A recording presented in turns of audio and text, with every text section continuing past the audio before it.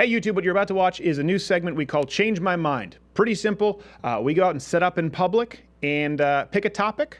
In this video, it's Second Amendment, where I just say, hey, listen, I'm pro-gun, change my mind. And we actually allow people from other points of view to come up and proactively change my mind. I'd love to hear from you what topics you would like to hear discussed on this. Also, it's important, this isn't about just a debate or a highlight reel.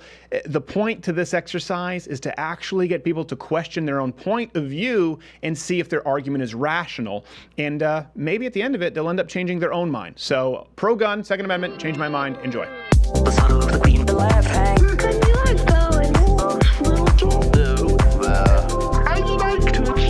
What's your name? Danny. Danny. Stephen, nice to meet you, Danny. Likewise. Okay. I'm very pro-gun, pro-Second Amendment. Change my mind. I'm open. First, I have a little clarification. Do you believe guns have uses other than hunting? Yes. What do you believe those are? I believe that the Second Amendment, I should clarify, is about the basic right to self-preservation. Be that from internal threats, be that from domestic threats, or be that from a threat of a tyrannical government. That's the purpose and intent of the Second Amendment. That is my contention. I agree that the Second Amendment has that intention. However, I do think that guns aren't necessarily the most effective way of defense. Okay. I believe that guns are so easy to Sorry, would you mind holding the mic just to you? Just so I Okay. can, yeah, sorry. So- Just people are talking, so I get loud.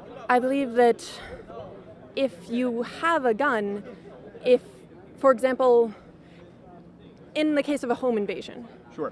if you are a good gun owner, have it in a safe place, and not like under your pillow or anything, Right. and you take care of it, then by the time you get to your gun, it probably is already too late to defend yourself. Sure. Well, I guess let's define sort of, maybe we're not disagreeing. It seems like maybe you're pro-Second Amendment and you believe that people have the right to purchase and bear arms.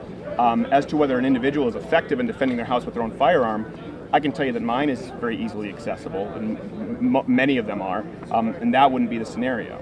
So it doesn't change the right for me to have that firearm to protect my home. I also believe that there is definitely a reason to have them for sport, not just hunting, but also aiming practice, gun Sure. ranges. I have a friend who was on their way to actually becoming a professional marksman, but then they got glaucoma. Yeah, but that's not what the Second Amendment is about. So I guess we agree on that. Yeah. You're probably not looking to change my mind on that. You agree people have the right to purchase and bear arms. Yes, I have an disagreement with mostly the concealed carry laws and such, in that I believe that having a gun for the purposes I've set out is perfectly fine, but that's no reason to carry one around in public, particularly because it could be used against you. Someone could grab it off your person and threaten you with it. Someone could take your car and run you over with it. Yes, but Does that mean that we can't sell you a car? cars actually kill way more people than guns, but cars are necessary to get to point A from point A to point B. They're Well, they're not. You can take public transportation. You can take a bike. You can walk. You not can take a everywhere. skateboard. Not everywhere has public There's transportation. always a way. Many But my rural point is areas, you need a car in order to get several miles to the grocery store to get your food for the day. Let me ask you this. Is it your contention that because something you can legally own could be used against you or someone else, the government has the right to tell you that you couldn't own said item? Is that your presupposition? I believe that it's not like you can't own it. You can own it.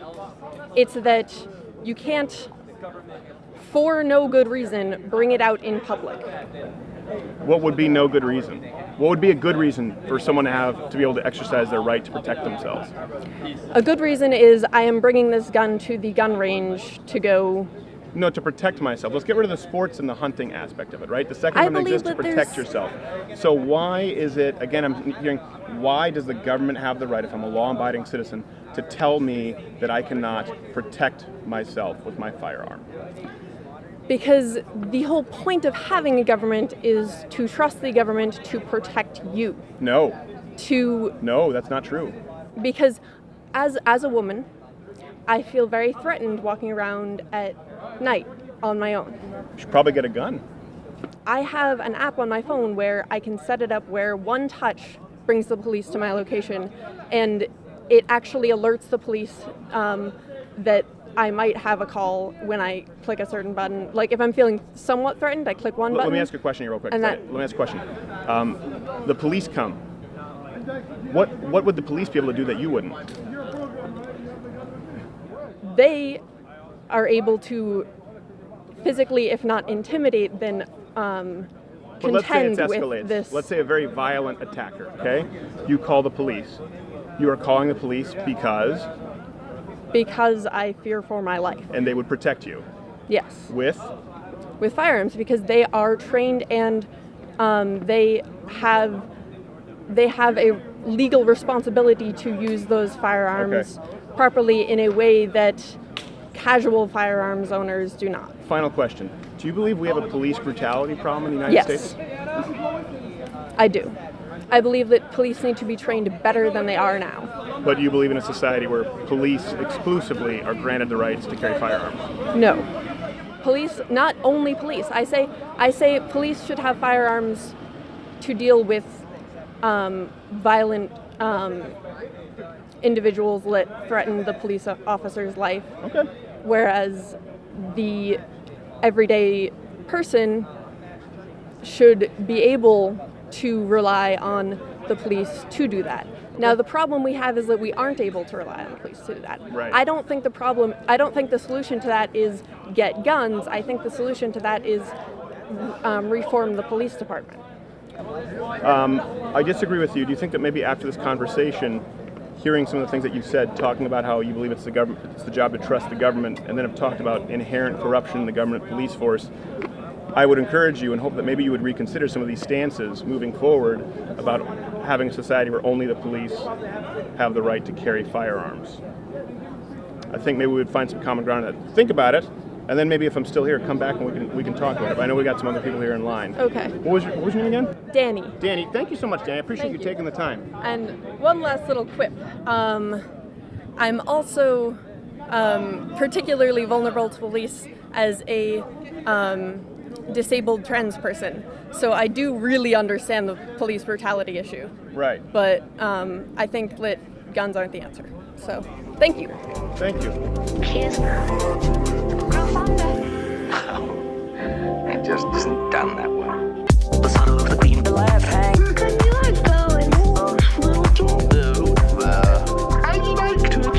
All right.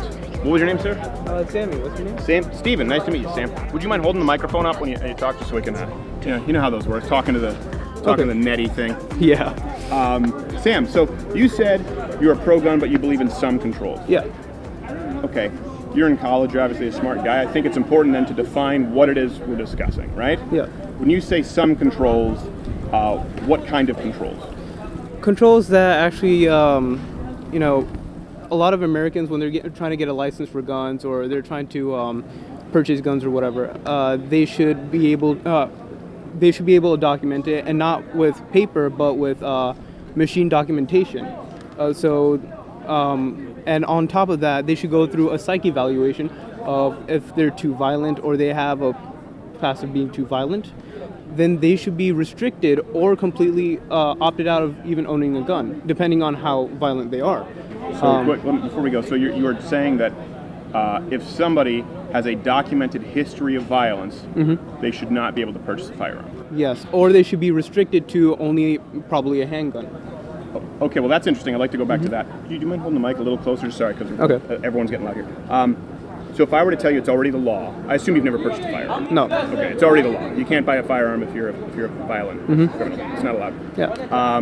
And they said, but maybe only restricted to a handgun. Yeah. I find that curious. Why would someone be restricted to a handgun above other guns? Because here's the thing. Again, every American has a right to own a firearm, and that's the Second Amendment. We cannot change that. We cannot take that away from them. Sure. And that's something we should always protect. I appreciate that. But demoting them down to, let's say, a handgun, that doesn't take away the fact that, hey, maybe someone might come into their house and, might steal something or might affect their family or whatever. And just because they're a criminal doesn't always mean they're just like always going to be violent and all that stuff. If they have a handgun to at least protect themselves and not cause mass damage to like what happened in Las Vegas, Right. then that way they're protecting themselves and they won't be out there to harm others. And if they do, we also have the police at hand to at least limit casualties and all that stuff. Forgive me if it seems like I'm interrupting. I just because you go to, I want to kind of address each point so we can find out whether we agree Yeah. or not. So my understanding is that you're saying we should limit these people to handguns, Yes. as opposed to long rifles, semi-automatic rifles, Yes. with which they could commit mass damage. So in order Yes. to mitigate the damage. Yes. What if I were to tell you that unequivocally, it's not even close, the vast majority of mass shootings take place with handguns? Well, again, people put modifications on the guns, and I understand that a lot of mass shootings also happen with handguns. No, most. Almost nearly all, statistically. Yeah, but I also think that actually, let me step back a bit. Okay. And where I'm pulling this idea of handguns is there was an article I read about someone creating a handgun that only registered to yours like biometrics. Have you heard of it? Yes, I have. It's Yeah. a disaster, but yes, continue. It is a disaster, but the reason I'm touching on that is because it's a really good idea. And the NRA, which I kind of have a problem with right now, is not letting us research guns, in a sense, or making them completely safe. As from what I understand, I'm not too educated on what the NRA is doing right now. Actually, It's just probably all- conduct more research on guns than anyone in the country. yeah, and they always find a way to like make sure there's no gun controls going on and all that stuff. But let me say, people are able to put modifications on their guns, which of course should be completely unallowed, no matter what. Like bump stocks. There's also this. What is a bump stock? A bump stock is basically if you fire a gun, that thing just bounces back. There's also a needle in which you can put in your guns, where if you pull the trigger, it constantly forces your finger back, so it's kind of like an automatic rifle. Right. And that's, of course, should be illegal as well. And going back to why I'm saying demote people to handguns, yes, they're almost all mass shootings are committed with handguns. Again, I'm saying people should go through background checks and all that stuff. But that already happened. That already exists. But it's not too refined. Yeah. I mean, here's one thing I would say, respectfully, and I do disagree with you on several instances, but I appreciate Yeah. you taking the time.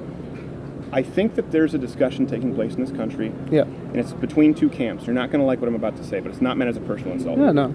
It's between gun owners and the completely ill-informed. If you've purchased a firearm, you would know that everything you've just said is untrue. Yeah. And I don't say that to insult you. No, As a you're matter of correct. fact, I would recommend you go purchase a firearm for yourself, even if you're getting a gun, a revolver. Okay. You know what I mean? A .22 revolver. Okay. You'll go through a background check. You'll see, asking the questions. They're going to ask for your license. They're going to make sure it's the same address that you currently live. It'll probably be the most stringent background check you've ever gone through. It's more stringent than Social Security. Okay. So all of those things already exist. A bump stock is not what you described it to be. As a matter of fact, I can make a bump stock with my belt loop. Really? Yes, it's about you. It's a technique. A bump stock allows you to optimize a certain technique. Okay. And it's already illegal to modify a gun to a fully automatic rifle. Okay. This is already illegal, right? So someone taking a firearm and modifying it to make it an illegal firearm Okay. is already against the law. It's already against the law to purchase a firearm if you are a convicted felon or if you're a violent criminal. You mentioned the NRA. There's so much research conducted on firearms. As a matter of fact, if I were to ask you, how many defensive uses do you think there are of firearms each year? If you were to guess, I would say a good couple 100,000, maybe into millions. into millions. How many gun deaths do you think there are? I would say around 10 to 20,000 per year. It's actually a little higher than that, but lower than that if you remove suicides. Okay. So again, these are important, and a lot of these come from pro-firearm associations. I think what is important when we have this discussion, and I hope it's been illuminating, maybe you'll rethink some of your points of view, I would really encourage you to buy a firearm. Yeah. Even if you go right back and just trade it in. You can buy it and then give it right back to the gun shop, and they'll consign it where they run a background check if you don't want to spend the money. Yeah. Because it's an experience where you learn the things that you thought were not true. Okay. And I think it starts from the presupposition, and I think we start in the common ground. The Second Amendment is not about hunting. It's about the basic right to self-preservation. And we either support the idea that we have the right to protect ourselves, both our houses, our families, our property, from local threats or tyrannical threats from the government. We either agree on that, and I think we do, or we don't. And if you agree that it's a right, like free speech is a right, the government cannot remove a basic human right unless you've foregone it by violating someone else's right. And I mean, I love the Second Amendment. I love the Constitution, and I love America of how it is. And I just love the idea that if some other country tries to invade us, we have the firearm. Not only do we have the police and a great military, but we also have the American people who are definitely going to be pissed off and shoot the other I guys. appreciate that you recognize that. What was your name again, sir? Sammy. Sammy? But- Thank you so much, Sammy. One thing I want to ask, and you were telling me to go ahead and purchase a firearm. Now, I don't mean to sound offensive to anyone or any viewer. No problem at all. The thing is, I'm a person of color, and I'm not even a black person. I'm just a brown person. And the stereotype I'm always presented is I'm basically a terrorist, just by my skin color, right? No one knows my background and all that stuff. And I've come from a very conservative location back in Florida. Now, if I purchase a firearm and if I am seen around with a gun, I know for a fact people are always going to view me as a threat. Well, first So off, there's no that. one's saying you don't need to carry it around out in the open. You legally can now in Texas, but concealed carry, open carry, that's further on down the trail. Isn't it wonderful that there are horrible racist assholes out there, right? Who might look at you a certain way because of the color of your skin and think that you're a terrorist. Isn't it wonderful that that doesn't affect your rights? Yeah, that's completely amazing. It doesn't affect, because guess what? That background check doesn't matter. If you haven't committed a crime, you have the same rights as that racist asshole down the street. Yeah, definitely. And that's the only thing is, we either have to agree on the freedom of the right for all of us to protect ourselves, or we don't. And I can't imagine what it's like. If I'm sure you've dealt with racist encounters your whole life, and it's always sad to hear. But again, that doesn't dictate policy. And I would look at that and say, hey, isn't it great that despite what one individual thinks, it doesn't affect your rights as an American citizen? And that's the beauty of blind justice. And if you give that authority to the government, or if you give that authority to an individual or a committee, guess what? It just takes one of those racist people to make that decision for you, or vice versa. So it's pretty important, right? Especially for minorities, to ensure that that their rights aren't infringed upon by the mob of the majority, right? I don't think that anyone should be able to vote that brown people can't have guns any more than I think no one should be able to vote that anyone here can't have guns. But it's also, let's say I'm going to defend myself at home with the gun I've purchased and all that stuff, and I happen to shoot the intruder. I don't know if he's a threat or not. Now, here comes the main problem as to why I personally won't buy a gun. Though I love guns, I won't buy a gun. If that gets out into the media, I'm a brown person with a gun that killed an intruder. Now, in that scenario already, I'm already going to be classified as someone who's, again, very violent and all that stuff. But I don't necessarily know if that's true. What are you studying? Me? I'm a computer engineer. Computer engineer. I would encourage you. I know there are other people there, so we have to go, Sammy. But I would encourage you to read up more on the Socratic method, because I think that if you question some of the things, and I think we've done it here, where you've reestablished some of your views a little bit. I think if you question some of the premises of your positions here, you'll realize they're not necessarily true. And not necessarily something that you can certainly confirm is true. And I do think, especially in today's era, more important than political correctness, more important than sensitivity, more important than opinion, is more important than even common ground is truth. And I think if you examine some of your premises, I say this respectfully, I think you'll find that they are incorrect. And that's what I really hope from coming into here, because I'm saying I want gun control, right? And just sitting down and hearing about this, of course, I listen to TYT and I listen to very progressive news outlets. I'm not innocent in any ways with this biased media. Who do you listen to on the right? On the right, I would say on the right, like TYT on the far left, right? Socialists. Who do you listen to balance that out? To be honest, Nothing else. I honestly, mostly I listen to CNN. Anything on TYT is just May events that happen around the world. I never really take their side because, again, I don't like socialism that much. I think there has to be a balance. So do you think watching TYT and CNN, do you feel maybe as though they've almost to a startling degree have under-equipped you? Yes, definitely. Knowing this because and maybe it's by design, like the fact that some that you may not know that there already are background checks. Yeah. If they're news, that's their job to let you know. Yeah, and that's definitely a case. And again, I'm also not comfortable with watching Fox News because I know there's some stuff that are not true over there, and I've already found that out. Sure. But again, going to CNN, of course, I also know some stuff are not true, but I didn't know it would lie to this extent. Again, TYT, great people there. I really think they just need to bump up the information a bit more, and it's just Bump up the information level. Yeah. Maybe you could start watching some more right-leaning channels. yeah, Balance it definitely. out. But it's just kind of heartbreaking that I'm looking at only like left channels. I'm still not getting enough information, or I'm not getting all the information I need. Right. Yeah, and thank you for this experience and telling me all this stuff. Thank you, Sammy. I appreciate it, brother. right. God bless in your studies. right, thank Engineering, you. that's no joke. It's not. You guys students here? No, I'm not a student here. Do you have your ID with I do have ID with me. Take a look at that. Is there a reason for needing to look at my identification, officer?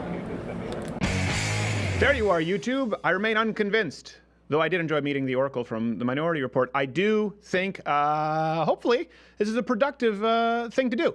A lot of people talk about wanting to engage in discussion, and they don't do it. You don't have to agree. You don't have to find common ground. You just have to be rational. And would love to hear what other topics you'd like discussed. And subscribe by hitting the subscribe button or one of these other videos, I think, playing in boxes. I'm not entirely sure because YouTube changes everything. This might not even exist anymore because it's been struck down. Oh well, what do you do? YouTube overlords. They're going to do. YouTube overlord going to YouTube overlord.